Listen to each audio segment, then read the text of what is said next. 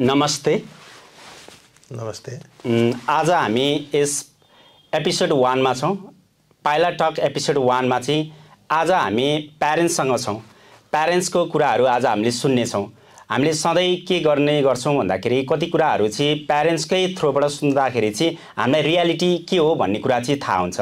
एभरेड study गरिरहनु भएको छ नानी बाबुहरू, तर के कन्फ्युजन छ प्यारेन्ट्सलाई भन्दाखेरि के छ, कस्तो छ प्रोसेस हैन, भोलिका दिनमा हामीले कस्तो मेन्टली त्यो कुराहरू चाहिँ अझै पनि प्रिपेयर हुनुपर्छ। नानी बाबुहरू पठाउँदैमा सबै कुरा सोलुसन सबै अब पठाउँदैमा नानी बाबुहरूको सबै राम्रो हुन्छ भन्ने पनि छैन। कति कुराहरू मेन्टली हामीले नानी बाबुहरूलाई प्रिपेयर गराउनुपर्छ, फाइनेन्शियली पनि प्रिपेयर गराउनुपर्छ। आज यस पाइलट टक एपिसोड 1 मा चाहिँ आज हाम्रो गेस्ट हुनुहुन्छ कृष्ण श्रेष्ठज्यू। उहाँलाई केही कुरा राख्दिन म अनुरोध गर्दछु। हजुरको नानी बाबु जो अहिले बाहिरै हुनुहुन्छ, उहाँलाई पठाउँदाखेरि हजुर सँगै आएर काउन्सिलिङ गर्न लाउनु भयो कि सँगै काउन्सिलरसँग सबै कुराहरू के रहेछ प्रोसेस भनेर जान्नुभयो कि नानी बाबुहरूलाई नै छोडिदिनु भयो के हुन्छ, पछि त्यही अनुसारको हजुरले सहयोग गर्नुभयो? होइन, सँगै आउनुपर्छ। मेरो विचारमा चाहिँ मैले पनि त्यही गरेको हो। बच्चाहरूलाई मात्रै फुल्ली अब छोड्नु मिल्दैन, किनभने उनीहरूलाई यो फाइनेन्सियल र प्रोसेसिङ जो पढाइको सन्दर्भमा उनीहरूलाई थाहा होला, तर प्रोसेसिङ गर्ने सम्बन्धमा थुप्रै कुराहरू छन्। फाइनेन्सियल कुराहरू मिलाउनु पर्ने, डकुमेन्टहरू मिलाउनु पर्ने, कसरी डकुमेन्ट मिलाउने, कसरी फाइनेन्सियल त्यो चेक गर्ने, ती सबै कुराहरू बच्चाहरूलाई थाहा नहुन सक्छ। किनभने उनीहरू पढाइमा मात्रै लागेका हुन्छन् कि त्यो चाहिँ एउटा व्यावहारिक एउटा नलेज पनि हुनु पर्यो। अनि त्यो भएर मिलाएर प्यारेन्ट्सले आएर सपोर्टिङ गरेर कन्सल्टेन्टमा आएर सपोर्टिङ गरेर अनि गरेको खण्डमा चाहिँ राम्रो हुन्छ जस्तो मलाई लाग्छ। हजुरले अहिले जुन नानी बाबुहरूलाई पठाउनु भएको छ, अहिले उहाँहरू बाहिरै हुनुहुन्छ होला हैन, त्यो हिसाबमा पनि हजुरलाई चाहिँ कस्तो भयो, फाइनेन्शियल कस्तो भार पर्यो हैन, त्यो अनुसारको अब फाइनेन्शियल एफोर्ड गर्न सक्यो कि सकेन, कतिकै प्रेसर भयो त्यो टाइममा पठाउँदैमा? नानी बाबुहरूले उताबाट कमाएर पठाउन थाले कि हजुरले यतैबाट पठाउनु पर्यो? यो समस्याहरू यो भइरहेको छ, यो हिसाबमा चाहिँ हजुरले कसरी के गर्नुभयो, कसरी चाहिँ उहाँहरूलाई चाहिँ नानी बाबुहरूलाई चाहिँ सहयोग गर्नुभयो? मैले चाहिँ म फुल्ली प्रिपेयर भएरै मैले बच्चाहरूलाई के अरे बाहिर पठाएको हो। उनीहरूको मैले आश गरिनँ। उनीहरूलाई एउटा सिर्फ एउटा पढ्ने एउटा उद्देश्य लिएर मात्रै मैले पठाएको कि गएर उनीहरू गएर वहाँ के अरे ग्रेजुएसन गरून्, सर्टिफिकेट विदेशी सर्टिफिकेट हात पारुन् भन्ने कुरा हो। मैले एक्सपेक्ट गरिनँ उनीहरूलाई यहाँ पढाउन, मतलब विदेश पठाउने चाहिँ स्टुडेन्ट भिसामा पठाउने अनि वहाँ लगेर काम गराउने अनि उनीहरूले चाहिँ कमाएको पैसा पठाइदे भनेर प्रेसर गर्ने त्यो कल्पना मैले गरिनँ। त्यो गर्नु पनि हुँदैन। अरू प्यारेन्ट्सले पनि त्यो तपाईँहरूले बुझ्नु होला। त्यो बच्चाहरूको एउटा उनीहरूको चाहिँ भविष्य हैन, उनीहरूलाई त्यो प्रकारको प्रेसर भयो भने उनीहरूले एउटा पढ्न पनि सक्दैनन्। अनि अर्को कुरा मानसिक असर पनि उनीहरूलाई मेन्टल समस्या पनि उनीहरूलाई पर्न सक्छ, प्रेसर हुन्छ नि त। त्यो भएर तपाईँहरू एउटा फाइनेन्सियल उसमा चाहिँ तपाईँहरू जसले म गर्न सक्छु भन्ने लाग्छ भने मात्रै तपाईँहरूले चाहिँ बच्चाहरूलाई बाहिर पठाउने चाहिँ तपाईँहरूले इच्छा गर्नुभयो भने राम्रो हुन्छ जस्तो लाग्छ मलाई। भोलि परेको बेला भोलि बच्चाहरूलाई साह्रो पर्यो, उनीहरूको कमाइ पनि भएन अनि उनीहरूको त्यहाँ एक्सपेन्सेसहरू चाहिँ अब उनीहरूले सकेनन्, त्यो बेलामा प्यारेन्ट्ससँग भन्दाखेरि चाहिँ यताबाट पठाउन सक्ने सोच चाहिँ प्यारेन्ट्सको हुनुपर्छ। त्यो भयो भने बच्चाहरूलाई राम्रो हुन्छ पछि भन्ने कुरा हो। यसको मतलब नानी बाबुहरूलाई हामीले यहाँबाट ट्युसन फी पे गरेर पठाउँदा पनि पछिका दिनमा उहाँ सेमेस्टरको फी तिर्नलाई पनि हामी त्यो अनुसारको ब्याकअप, त्यो अनुसारको फाइनेन्सियल प्रिपेयर हुनुपर्छ भन्ने हजुरको प्रिपेयर हुनुपर्छ। पढाइको सिलसिलामा सबै नै प्रिपेयर हुनुपर्छ। अब कुन ठाउँमा पढाउने भन्ने कुरा हो हैन। अब विशेष गरी मेरा बच्चाहरू चाहिँ क्यानाडामा छन्, दुईजना। अब क्यानाडामा खासै अब उनीहरूले अब 20 आवर न हो, स्टुडेन्टले काम पाउने भनेको 20 आवर हो, त्यो पनि अब नमिल्न सक्छ। त्यहाँ 20 आवर ठ्याक्कै हिसाब गरेर के अरे कामदारले काम दिँदैन, रेडी गरेर राखिदिएको हुँदैन। त्यो भएको कारणले त्यो उनीहरूले कमाउँछ र गर्छ भनेर चाहिँ हामीले आशा नगरौँ अहिले होइन। उनीहरूलाई पहिला उनीहरूको पढाइ सिद्धिन दिने, त्यो पछाडि अनि उनीहरूले जब पाए गरे भने त्यो बेग्लै कुरा हो। नभए आउँछन् यतै नेपालमा, यहाँ अब विदेशको सर्टिफिकेट लिएर आयो भने राम्रै हुन्छ। यहाँ आयो भने अब कति ठाउँमा चाहिँ अब त्यो देशअनुसार पनि हुन्छ। अब अस्ट्रेलियामा पहिला है, अहिले के थियो म जान्दिनँ। पहिला चाहिँ अस्ट्रेलियामा अवसरहरू राम्रै रहेछ स्टुडेन्टमा जानेहरूले पनि। अब 2 दिन जस्तो पढ्ने, 4-5 दिन काम गर्ने। अब अहिले चाहिँ के छ, अहिले चाहिँ अलिक टाइट नै छ भनेको छ। तर क्यानाडामा चाहिँ अलिकति अब पढाइलाई नै बढी फोकस गर्नुपर्ने रहेछ। त्यो भएर काम गरेर कमाउँछ भन्ने चाहिँ त्यो एक्सपेक्ट नगरे हुन्छ प्यारेन्ट्सहरूले अहिलेको उसमा चाहिँ। हजुरले नानी बाबुहरू पढिरहँदाखेरि यता गइसकेपछि हजुरले ट्युसन फीहरू पठाउनु भएको त्यस्तो अनुभव छ त नेपालमा? मैले फुल्ली ट्युसन फी लिभिङ कस्टहरू सबै मैले यहीँबाट पठाइदिएको। उहाँ गएर बसिसक्दा पनि मैले मेरो बच्चालाई उहाँ अलिकति मिलेन। पढाइ क्यानाडामा चाहिँ एकदमै अब पढाइले नै प्रायोरिटी रहेछ होइन, प्राथमिकतामा राख्नुपर्ने रहेछ। 5 दिन चाहिँ के अरे पढ्नै पर्ने। अनि 2 दिन काम, 2 दिन छुट्टी हुन्छ। त्यो 2 दिनको छुट्टीमा मेरो बच्चाले चाहिँ जम्मा 2 दिन छुट्टी हुन्छ हप्तामा। त्यो 2 दिन 9 घन्टा काम गर्छ। 9 घन्टा काम गर्दाखेरि दिनको लगभग डिभाइडेड गर्ने पनि 1 घन्टा भयो होइन। 1 घन्टा भयो। 1 घन्टामा $15-16 लिएर के हुन्छ, केही हुन्छ। अनि मेरो छोराले चाहिँ त्यहाँ पढाइ चाहिँ 5 दिन हुने। अनि एक समय चाहिँ एउटै दिनमा एक समय चाहिँ फिजिकल क्लास पनि हुने, अनि अनलाइन क्लास पनि हुने। अनि यस्तो बनाइदियो कि त्यहाँनिर अनलाइन क्लास भएको 15 मिनटभित्रमा फेरि फिजिकल क्लास चाहिँ सुरु हुने भनेर त्यहाँ भइदियो के। त्यो नोटिस आइदियो। त्यो सम्भव भएन, पब्लिक बस चढेर सम्भव भएन होइन। अनि ल नि त बाबु, म समस्या पर्छ भने म यहीँबाट पैसा पठाइदिन्छु, एउटा गाडी खोज, गाडी किन, तिमीलाई सहज हुन्छ भने ल म यहाँबाट हेल्प गर्छु भन्दै गाडी किन्नको लागि पनि मैले यहीँबाट पैसा पठाइदिएँ होइन। गाडी किनो, अहिले उसले फिजिकल क्लास पनि भ्यायो, अनलाइन क्लास पनि भ्यायो। अब काम गर्न जानलाई पनि कहीँ कतै अब अलिकति भयो भने सहज भयो। त्यो भएर मैले चाहिँ अब बच्चाहरूले कमाएको पनि होइन, कमाउने वातावरण पनि मिलेको छैन, पढ्न गएका हुन्, पढेँ। तर मैले सबै A to Z सबै यहीँबाट, खाने बस्ने पढाइको सबै मैले यहीँबाट बिहेर गरेँ।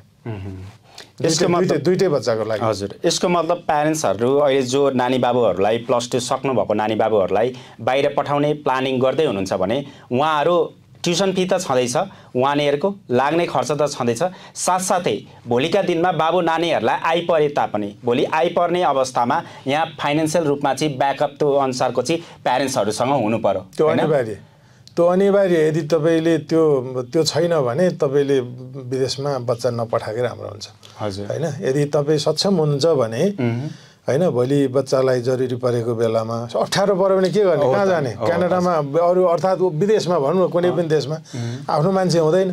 आफ्नो मान्छे भयो भने केही सपोर्ट गर्ने कुरा आउँछ होइन।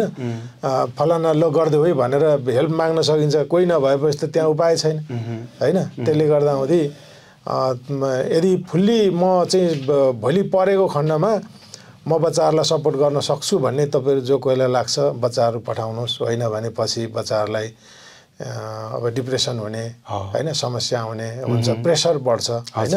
पढ्नु पनि पर्यो, अब यता पढ्नको लागि पैसा हुँदैन। अर्थात् कति प्यारेन्ट्सले चाहिँ के छ भने ल मैले यति ऋण खोजेर अर्थात् यसरी मैले पैसा पठाएको, तिमीलाई मतलब बच्चालाई उता पठाएको, तिमी उहाँ गएर पढ्दै कसरी हुन्छ काम गरेर यता मैले पठाएको पैसा तिर्नुपर्छ भन्ने पनि हुँदो रहेछ कि। त्यो भयो भने इट इज भेरी ब्याड, राम्रो हुँदैन। त्यो भने उहाँ पढ्ने बच्चाहरूलाई पनि प्रेसर हुन्छ र भने जस्तो पढाइमा पनि फोकस गर्न सकिन्न सकिँदैन गाह्रो हुन्छ यसको मतलब यो आइपर्ने त होइन तर आइपर्न पनि सक्छ हैन आइपर्न सक्यो भने यो हुन्छ नै भन्ने होइन कि कतिले अपर्च्युनिटी पाएको पनि हुन्छ बच्चाहरूले पढ्दै अनि मौका क्या मौका सबैले पाउँछ भन्ने छैन फेरि है तर कतिले चाहिँ के छ भने राम्रो काम पढाइको तालमेल साथसाथमा काम पनि गर्न पाउने हो त्यस्तो खालको टाइमिङ सेट भएको हुन्छ क्या उनीहरूको कतिको चाहिँ लक्कीली है त्यस्तो भयो भने उनीहरूले खर्च निकाल्न सक्छन्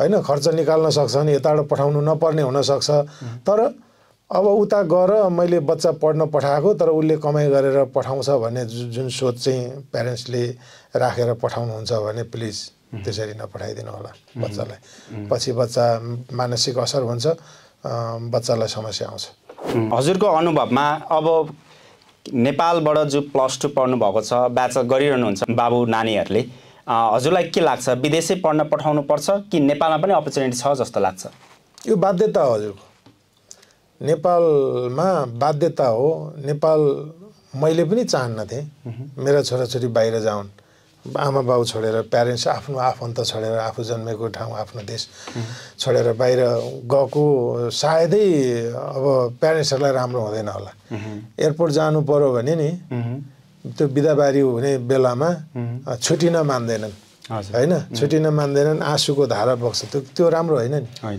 राम्रो होइन आफ्नै साथमा आमा बाउसँग आफ्नै देशमा बस्न पाए अब त्यो राम्रो हो नि त त्यो भएर अब यो चाहिँ अब के छ भने नेपालको एउटा सिचुएसनै त्यस्तो छ है अवसर छैन नि त यहाँ बाध्यता हो अहिले बच्चाहरूलाई बाहिर पठाउनु भनेको बाध्यता हो अब यहाँ कतिले त्यो अब कति भन्नेहरूले आफ्नो देश छोडेर कहाँ बाहिर जाने यहाँ त्यहाँ भनेर भन्छन् नि भन्नेहरूले त ती भन्नेहरूले पनि पठाइरहेका हुन्छन् फेरि एउटा कुरा है त्यो भन्नेहरूको बच्चै उहाँ हुन्छ त्यो राजनीतिक विश्लेषणहरूको कतिपय यहाँ विश्लेषण गरेको म सुन्छु कि उनीहरूले बच्चा यसरी आफ्नो सन्तानहरू बाहिर पठाउने यहाँ बसेर गर्ने वातावरण के छ त सर्टिफिकेट बोकेर मेरो घर बनाउँदाखेरि एउटा ग्रुप थियो त्यो यो घर चाहिँ ढलान गर्ने ग्रुप त्यो ढलान गर्ने ग्रुपले आउँथ्यो दाजु मसँग डिग्री पास गरेको सर्टिफिकेट छ भन्थ्यो पोको पारेर त्यो प्लास्टिकमा बाँधेर खल्तीमा बोकेर हिँड्दो रहेछ बाबु किन अनि तिमी डिग्री पास गरेको मान्छे यस्तोमा यो के अरे यो ढलान ग्रुपमा हिँड्यौ भनेर भन्दा के गर्नु अङ्कल दाजु मैले यो इन्टरकास्ट बिहा गरेँ घरमा भित्र छिर्न दिएनन् प्यारेन्ट्सले अब अर्को अर्निङ सोर्स छैन काम गर्नै पर्यो श्रीमतीलाई पनि गर्नै पर्यो पाल्नै पर्यो भनेर चाहिँ के अरे भने के भन्न खोजेको यसको मतलब त्यो मान्छे त्यो डिग्री पास गरेको मान्छेले राज्यले यदि मतलब देशमा त्यो किसिमको परिस्थिति हुने हो भने उसले मतलब यो ढलान पार्टीमा गएर त्यो करै बोक्नु त पर्दैन थियो नि त